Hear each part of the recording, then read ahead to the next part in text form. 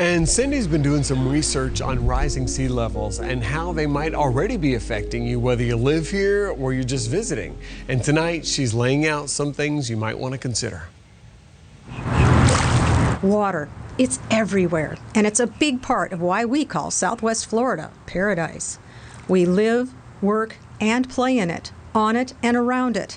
But are we paying attention to it? Sea levels are rising at a rate of 1 inch every 3 years, and now it's accelerating, according to sealevelrise.org. Dr. Joanne Muller, a paleoclimatologist at FGCU, says melting ice from glaciers and ice sheets and expanding ocean water due to warming are the two main reasons. Approximately about half of the sea level rise we've seen over the last 100 years is due to thermal expansion, so it's a really important piece.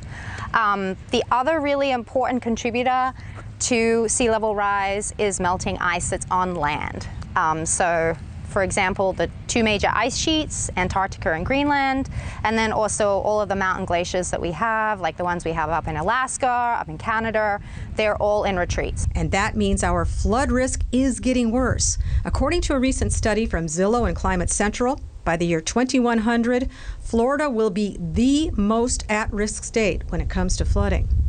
Thousands of homes have already been built, and they're located in flood zones, and the high demand for waterfront property continues even with increased awareness. Gulf Access homes, the best waterfront property you can buy, is so valuable because you have the freedom here to get on your boat and travel anywhere in the world. Not to mention all of the beautiful wildlife that we're witnessing, the fish jumping and the birds. I think that there's a range of people. Some are scared and have gone inland. Some are aware of it and are fighting against the changes.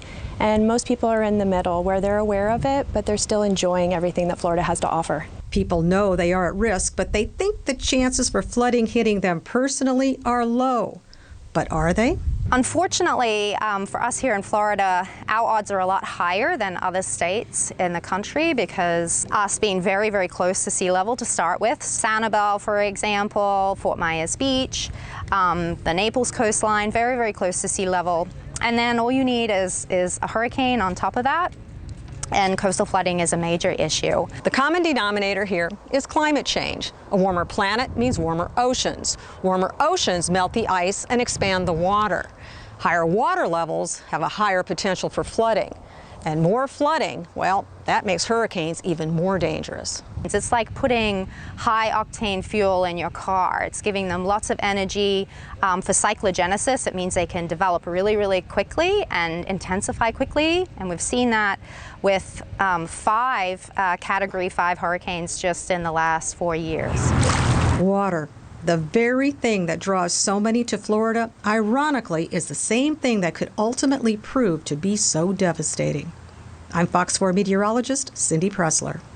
So what does this mean for you, bottom line, depending on where you live in Southwest Florida? Fox 4 is in your corner with some answers. You can go to our Hurricane Center. We're showing you live right now on fox4now.com. You can find your flood zone on our interactive flood map to help determine your flood risk, depending on where you live.